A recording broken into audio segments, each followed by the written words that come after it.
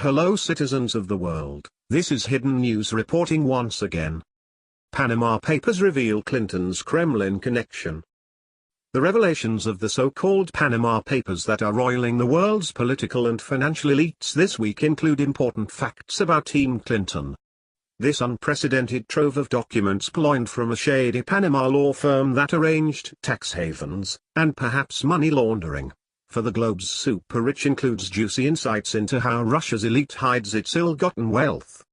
Almost lost among the many revelations is the fact that Russia's biggest bank uses the Podesta Group as its lobbyist in Washington, D.C. Though hardly a household name, this firm is well known inside the Beltway, not least because its CEO is Tony Podesta, one of the best-connected Democratic marchers in the country. He founded the firm in 1998 with his brother John, formerly Chief of Staff to President Bill Clinton, then Counselor to President Barack Obama. Mr. Podesta is the very definition of a Democratic insider. Outsiders engage the Podesta and their well-connected lobbying firm to improve their image and get access to Democratic bigwigs. Which is exactly what Sberbank, Russia's biggest financial institution, did this spring. As reported at the end of March, the Podesta Group registered with the U.S. government as a lobbyist for Sberbank, as required by law, naming 3 Podesta Group staffers, Tony Podesta plus Stephen Rademacher and David Adams, the last 2 former Assistant Secretaries of State. It should be noted that Tony Podesta is a big money bundler for the Hillary Clinton presidential campaign while his brother John is the chairman of that campaign, the chief architect of her plans to take the White House this November. Sberbank, the savings bank in Russia, engaged the Podesta Group to help its public image, leading Moscow financial institutions not exactly being known for their propriety and wholesomeness, and specifically to help lift some of the pain of sanctions placed on Russia in the aftermath of the Kremlin's aggression against Ukraine, which has caused real pain to the country's hard-hit financial sector. It's hardly surprising that Sberbank sought the help of Democratic insiders like the Podesta Group to aid them in this difficult hour, since they clearly understand how American politics work. The question is why the Podesta Group took Sberbank's money. That financial institution isn't exactly hiding in the shadows, it's the biggest bank in Russia, and its reputation leaves a lot to be desired. Nobody acquainted with Russian finance was surprised that Sberbank wound up in the Panama Papers. Since the brothers are destined for very high-level jobs if the Democrats triumph in November, their relationship is something they and Clinton need to explain.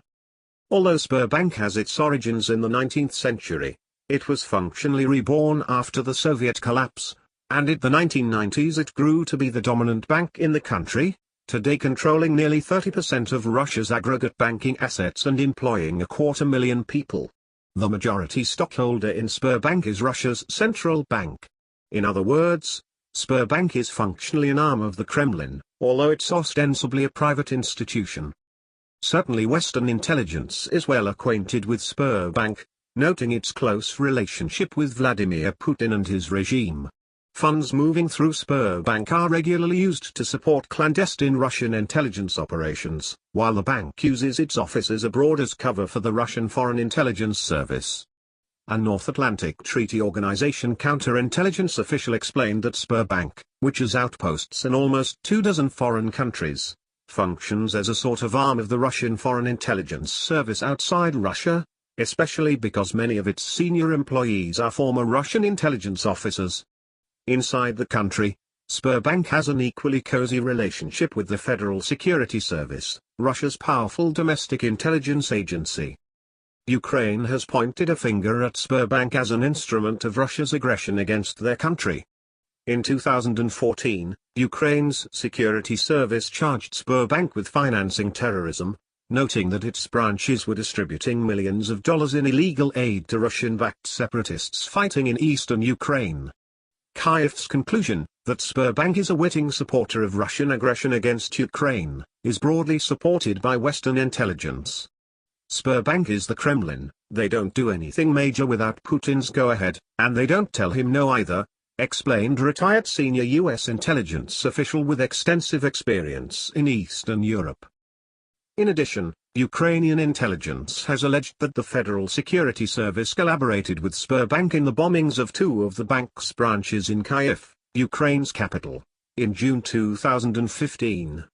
The attacks caused no casualties but got major coverage in Russian state media as proof of Ukraine's instability and violent anti-Russian nature. Although the notion that Russian spies would plant bombs as a provocation, what the Kremlin terms provokatsiya, may sound outlandish to those unacquainted with espionage. In fact, Russian spies have been doing such things since Tsarist times. What I've termed fake terrorism is a long-standing Kremlin core competency, and it can only be pulled off with logistical support, including with finances. Predictably, Sberbank has blown off the Panama Papers revelations as nothing of consequence, but the fact that they are an arm of the Kremlin and they do plenty of shady things in many countries is a matter of record. As is the fact that the Podster Group is their lobbyist in America. Among the Sberbank subsidiaries that the Podster Group also represents are the Cayman Islands-based Troika Dialogue Group Limited, the Cyprus-based SBGB Cyprus Limited, and the Luxembourg-based SB International. As reported this week by the Organized Crime and Corruption Reporting Project, a consortium of journalists exploring the Panama Papers leak, Sberbank and Troika Dialogue are used by members of Mr. Putin's inner circle to shift public funds into sometimes questionable private investments. In other words, this is top-level money laundering of a brazen kind. As the Organized Crime and Corruption Reporting Project stated plainly, some of these companies were initially connected to the Troika Dialogue Investment Fund, which was controlled and run by Sberbank after the bank bought the Troika Dialogue Investment Bank. Troika and Sberbank declined to comment. Adding to shadiness of all this, the Podster Group is playing along with the useful charade that Sberbank is simply a private financial institution, rather than the state-owned bank that it is, since that would require the lobbyists to register as agents of the Russian government under the Foreign Agent Registration Act. John and Tony Podster aren't fooling anyone with this ruse. They are lobbyists for Vladimir Putin's personal bank of choice, an arm of his Kremlin and its intelligence services. Since the brothers Podster are presumably destined for very high-level White House jobs next January if the Democrats triumph in November at the polls, their relationship with Sberbank is something they and Hillary Clinton need to explain to the public. Okay dear YouTubers, that's all for now. Comment down below and don't forget to subscribe. Remember, we are Legion. We do not forgive. We do not forget. Expect us.